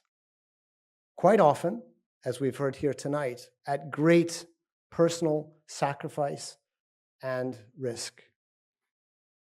Yet, despite their essential contributions, women remain largely sidelined from formal peace processes and decision-making. This exclusion is not only unjust, a violation of human rights, basic human rights, it is a missed opportunity. As with all levels, all manners of human endeavor, again, from households to enterprises, to communities, to countries, the evidence is very clear that women's participation is a core human rights issue and also leads to more sustainable outcomes, to greater prosperity of all in society. And peace processes are no exception. For this reason, the United Nations has been at the forefront of efforts to advance the women, peace, and security agenda. Nearly a quarter of a century already ago, the leaders of the world came together through UN Security Council Resolution 1325 on women, peace, and security. This was the first time that the world leadership recognized both the overwhelming, disproportionate impact of armed conflict and violence of all sorts on women, and at the same time emphasized the incredibly important, extensive contributions that women do make every day and must be empowered to make more of in terms of preventing and resolving those conflicts. As was mentioned, Marisa mentioned, the recently concluded 16 days of activism for the prevention of violence against women. Absolutely agree that it's not just those 16 days, it's absolutely every single day of the year, every single year until we achieve peace and gender equality. Because we know that ensuring the involvement, the full participation of women in all aspects of decision-making is critical to all of our development goals, the entire Sustainable Development Goals, all 17, to all of the aspirations that we have in societies. Now, I would like to say that India is a very relevant place for us to be hosting this conversation, for WISCOMP to be hosting these awards in two parts. One, because India, like every other country in the world, as Ambassador Ackerman mentioned, faces very serious challenges. We know from official data that the Sustainable Development Goal number 5 on gender equality is perhaps the one most in need of greater investment to move forward faster. At the same time, we see here in India so many incredible, inspiring stories of action. We've heard some here tonight. India has been the greatest supporter of UN peacekeeping since the very beginning of UN peacekeeping, more men and women in the service of peace than any other country. India has also been in the forefront of bringing women formally into that peace and security dimension through peacekeeping, with the first all-women police unit in Liberia, 2007, and the first all-women platoon in Abyei just last year. In fact, on International Peacekeepers Day, the UN Secretary General Antonio Guterres was proud to honor India's Major Radhika Sen with the Military Gender Advocate of the Year award. I was very privileged to have an opportunity to sit down with her here and to hear her incredibly powerful stories of working with women at the community level in Abyei to bring greater prospects of peace. But the challenges remain enormous. In 2023, in the last year, the number of women killed in armed conflicts doubled.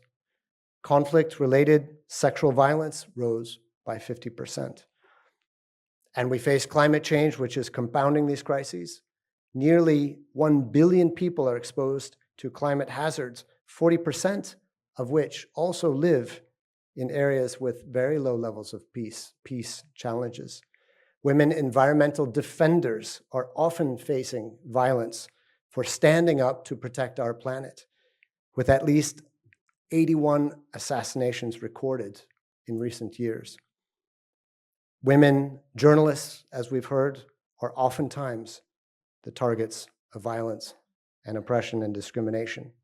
So as the UN Secretary General says and reminds at every possible moment, gender equality and women's empowerment is the unfinished business of our time. Or, as Ruchira mentioned, we have to begin with gender. And as we know, until we reach a time in which violence against women is eradicated everywhere, in the households, in schools, in businesses, in public spaces, public transportation, we will not be able to achieve our collective goals. So that is the matter of greatest urgency. As I like to say, mamla urgent hai. This is where we need to be focused. And that is why the women that we honor here today, that we have honored through the WISCOMP Awards, are truly making this a reality, each in their own way, are truly trailblazers, architects of peace, leaders shaping a better future, and meriting the rest of us to model the behavior that they have demonstrated. Let us here and now commit to doing each in our own way, our parts to help break down these barriers that too often hold other women back and hold all of us back from progress, not just in times of crisis, but every single day of the year, at every single table where decisions are made. So let me congratulate WISCOMP for this incredible 25 years of unwavering dedication to peace building and gender justice. And let me again thank you, the awardees tonight, for the privilege to spend some time with you and to hear your powerful stories that are truly inspiring to all of us, and so that we may help share your stories to even broader audiences. Because despite the daunting odds, as we've heard Deepa say, I think, together we will build peace. We will. And that does include men among us, Omar and others as allies. Absolutely. It is all of us together. Sate to sambhav hai, I like to say. And to conclude, there is simply no more important time and no more important place to be having these awards than right here, right now, at this very moment in the crisis that we face in the world, and here in South Asia, which will, to a great significant degree, influence the path of the global sustainable development goals. Dhanyavad, shukriya, tashakur, dhanyavad, bahut dhanyavad. Thank you.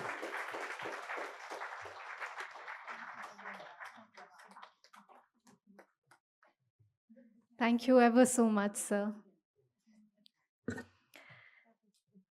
Friends, as we bring this truly inspiring evening to a close, evoking the interconnectedness that is crucial to lasting peace, these gentle words of His Holiness the Dalai Lama carry with them an irresistible force. In nurturing peace, women's leadership and their unique capacity for compassion and dialogue must be harnessed and highlighted. This is essential for the survival and well-being of humanity. On that note, to present the vote of thanks, I invite my colleague Diksha Poddar from the WISCOMP team, who has been on the forefront of curating the SAAHAS Awards 2024.